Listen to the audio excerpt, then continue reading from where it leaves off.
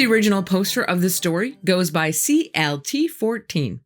We're just going to call her Claire. Claire lives on the Navajo reservation, not far from Chinle, Arizona, and is always hearing creepy stories from friends and relatives. And growing up, even had a few scary experiences of her own. But on April 10th, 2010, she had the scariest experience of them all. That morning, Claire's mom was worried about Claire's grandma being alone in her house. So Dad goes and picks up Grandma at her house and brings her back to Claire's house. And later that day, her parents want to take Grandma out to go have some fun. But Claire really doesn't want to go with them. They're heading out for a night at the casino. So Claire says, no thanks. And after they leave, she enjoys an awesome afternoon and evening all to herself. As evening turns to night, she makes sure that both of her parents' cars are locked, that the front and back doors to the house are locked, and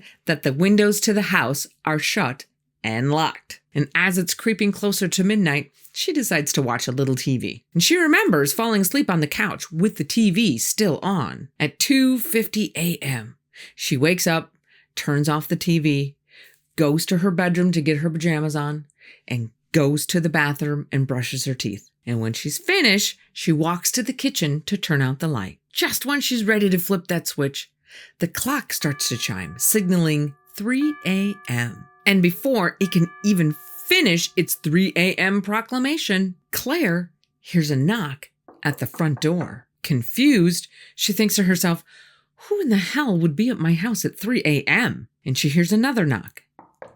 And then another. And she thinks, do I open it? And she starts walking toward the door. And she starts leaning in to get a look through the peephole when the knocking gets louder. Now, their front door has this little entrance space.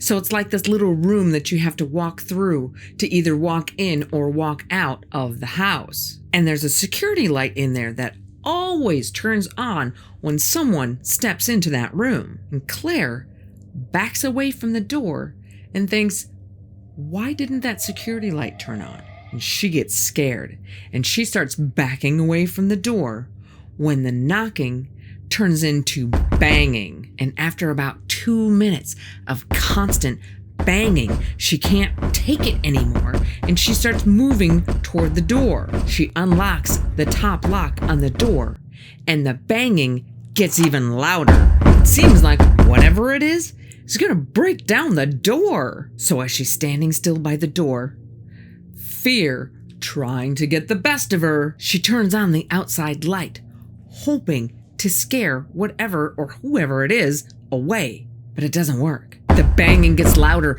and she is ready to bolt and go call for help.